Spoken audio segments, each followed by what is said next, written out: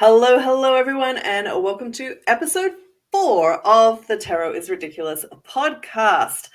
I didn't think we were going to get off the ground today. We've had a lot of technical issues, but here we are nonetheless, and I am so excited to welcome my guest, Toni Summers, today because she is a real little spitfire, and I love watching her travel and all the posts that she puts up because they're so inspiring.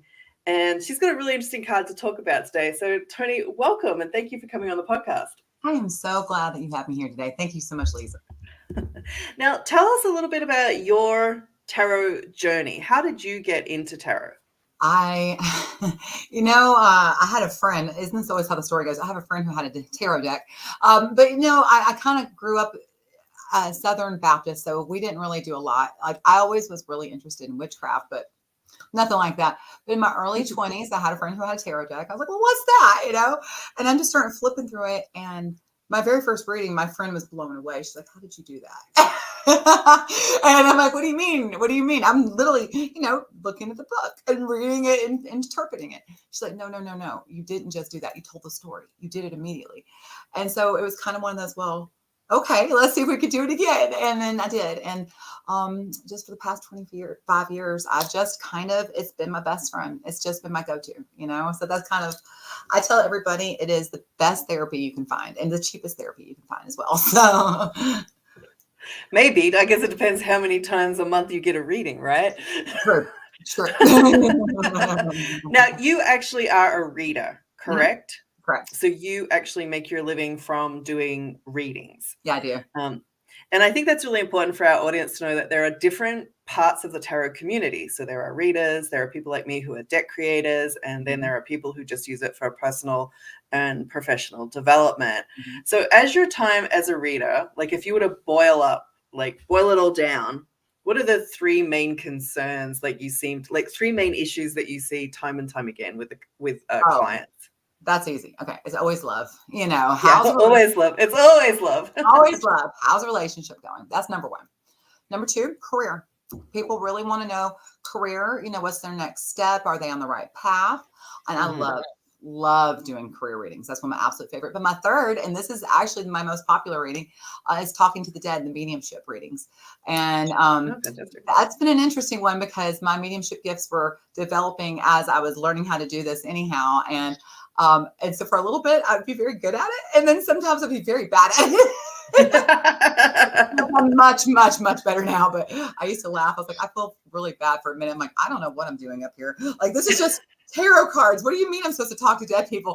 But no, it's a very easy way to communicate with your loved ones, as I've finally figured out. I think it's interesting that that's actually been a bit of an evolution of tarot, I think, over the last maybe 10 years. It's a little more common now to be using cards for mediumship. Yep.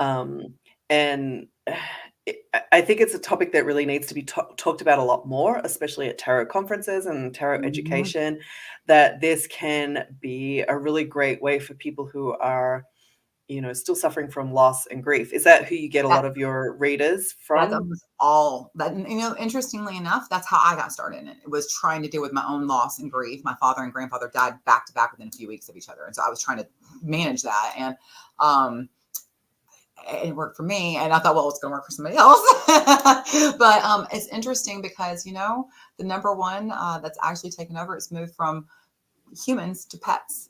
And I love because pet energy is very different. It's just much more pure. It comes through just this different vibration. It's just very high.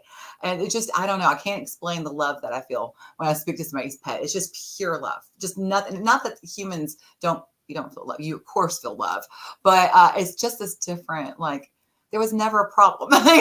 We just love each other. And so it's such a cool thing to be able to give that gift to somebody who's really missing their best friend, the little furry best friend. It's just such a nice gift to be able to give them. Oh, that's beautiful. I think that's a good segue to our card today because you picked a really interesting card. And I don't think it's a card that a lot of people talk about. I think it's a card that either some of us don't want to see or are glad to see or get really confused by. I think this card actually does trip people up a little bit. Yes. So tell us about your favorite card and why you picked it.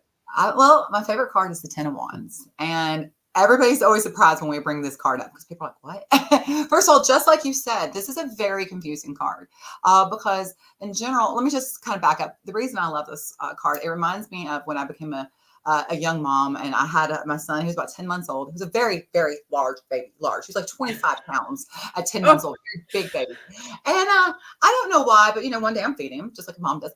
But I realized at 10 months old, he's laying down and I'm holding his bottle and he's not holding his bottle. And I'm like, wait a minute. And it just hits me. I'm like, why am I holding this kid's bottle? Shouldn't he be doing this? And I go, and I let it go. And for just a second, he gets very offended, like, how dare you? But then he's hungry enough, he picks the bottle up and he successfully holds his own bottle.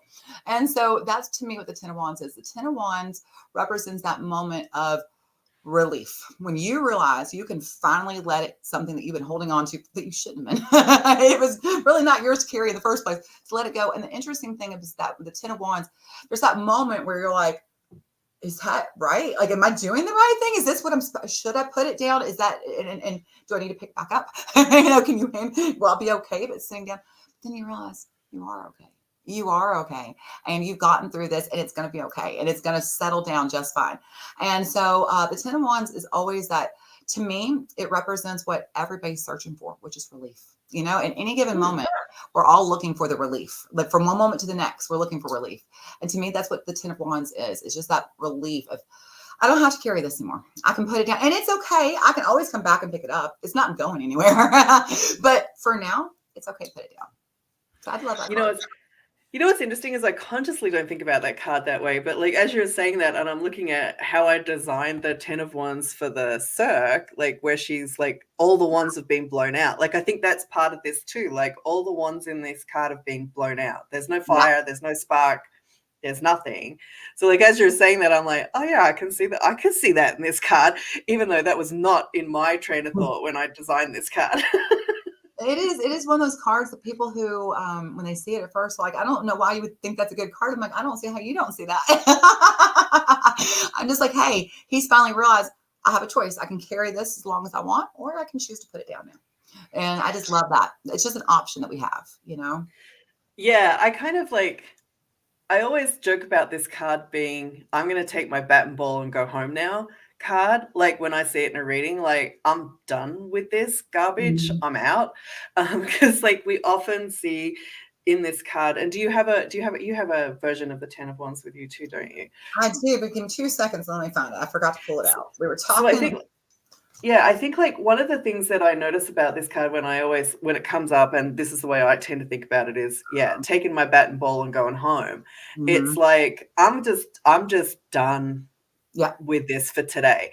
And again, it ties back into that relief too, doesn't it? To know when you can like be like, okay, I'm just done today. I'm just done. I'm just gonna go regroup and have a cup of tea, slice of cake, mellow out, and then I'll think about what happens next. Exactly. And you know what? Tea and cake is exactly what they call for on that card. That's exactly it. Like, oh my God, this is my language. Yes. But no, and it's funny because everybody always likes to think of the bigger arcana, the major arcana. And I think the minor arcana really gets overlooked too much. I think that there's a lot more interesting stories there. And when I'm doing readings, I love the major arcana. And I love, because, they associate it with signs and planets and things like that. So you can really get kind of a deeper understanding of maybe what's coming or when it's coming. But the minor arcana has so many little tiny details that is just easier to actually tune in. And like, here it is. And can't you see this is, it's the fire signs and it's the wand. So like, let's talk about, is this a hurdle you're carrying? Is this, something that needs to help you carry yourself, like a staff, like these, there's so many ways of looking at the minor arcana. So I just feel like it gets a lot of underappreciation. Yeah, because to me, the minor arcana are our day-to-day cards. which is where we live, right? We don't actually live in the major arcana. Like we visit it every so often, but we live in the minors. Like this is the language of the day that we have from the moment we put our feet on the floor in the morning till we lift them back up into bed in the evenings. We traverse through the rest of these cards. Yep. And maybe throughout that day, we might knock on the major arcana's door and say, hey, what have you got for me? But we really do live them in the minor arcana. So I've got a question about this card and mediumship. Okay. Because like this is called Tarot is Ridiculous. So I'm just going to ask a really ridiculous question. But does this card come up a lot in your mediumship work? Because of the relief aspect? This and the Ten of Swords. These are two very, very common cards in mediumship. The Ten of Swords, it's over and done, and so, and then this one is kind of similar energy. The tens are all the end, Ten of Cups, not often, and 10 Pentacles rarely. But these two, Ten of Wands and Ten of Swords, actually quite often. Yes. And both have a lot to do with just being at the end of it. And like, we're not going forward, we're done. and which is what death is, it's this cycle is done. We're on to the next thing. And it's very interesting because it's very funny that you brought that up. That's just yesterday we were talking to somebody's grandpa and his card. He had this card, and in two different decks, he had the Ten of Wands and he did have the Ten of Pentacles. I digress. He did have the Ten of Pentacles, but he was just like, he was trying to tell her, because I think there was something about, they felt like, are you sure it was time for him to go? He's like, yes. Yeah. Yes. Because I don't know. I think a lot of us don't want to believe when our time comes, it's time. We just keep thinking maybe it's going to keep on going. And so that's kind of the beautiful thing about this, right? He's like, yeah, I was my time. And so you can relax. Also, it's interesting. I just heard in my head, Ten of Wands also, because it is the 10 of fire. This also, to me, always reminds me of the Wheel of Fortune, the timing card. And so it's Sagittarius, that timing card, the end of the year, So I don't know. They all relate to me in that way. The tens, they're all kind of buddies in my mind. So that's the way I talk to them. It is interesting because like 10 in numerology is actually a 1. So it's a beginning card as well, right? So like, I think that's really interesting that something has to finish here in order for something to start again, which is again how I think of the tens too. And that kind of, I think, ties in beautifully. Like I think that whole thing of relief that you talked about is really important here too. The pressure kind of goes out of it when you blow the flames out of the Ten of Wands, right? When we get to the end of this suit and the fire is done. Yes, exactly. I never thought about that, but blowing the wands out. Yes, that's exactly. There's nothing more. It's done. That's perfect. Yeah. It's like this particular energy is now done. I often sometimes think about this card too, like in a completely different way. Like this is what happens, like if we don't, like this is the card of burnout. So I often consider this card as a sign of burnout too. You've literally run out of fire. Stop.